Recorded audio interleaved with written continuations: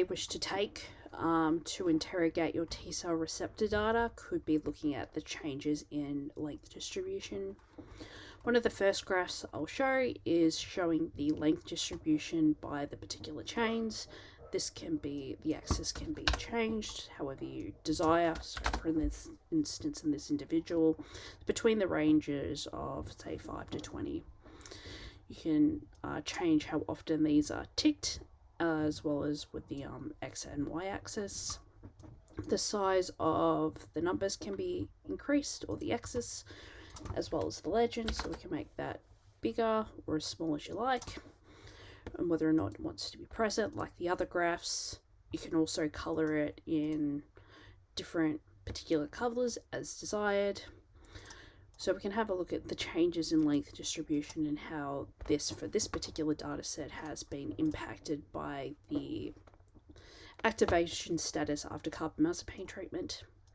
If we want to have a look at all these particular length distributions at once, and just keep fiddling until we find the right distribution. This goes to the frequency of all the individuals, or we can go back and re-examine the changes across the groups.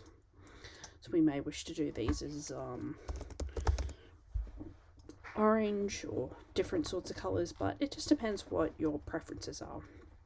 So this gives us some ideas on where our length distribution is before we actually go ahead and do some of the motif analysis. So up here, you'll note that you need to select one of the junctional genes for the IMGT. That's either AA junction, junction ... AA ... or the CDR3 IMGT. For the interferon gamma group, which is showcased here, it tells you what the length distributions are.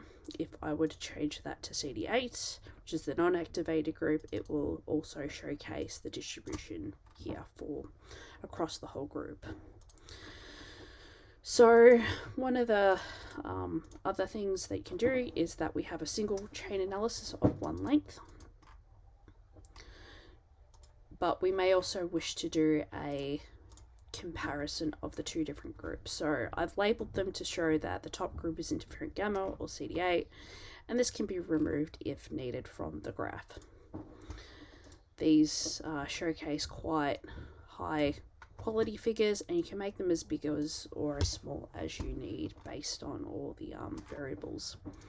There's also capacity to do a similar look at the nucleotide sequences as well with this section.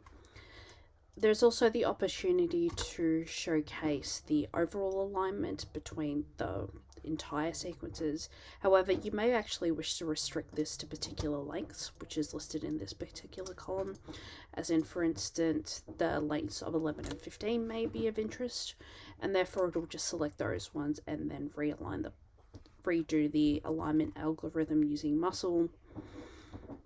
The other capacity is not just using the amino acid sequences. We can switch to the DNA. Let's have a look at junction score 8, and we'll just select a couple. And this also showcases that you can align it using the nucleotide sequence as well.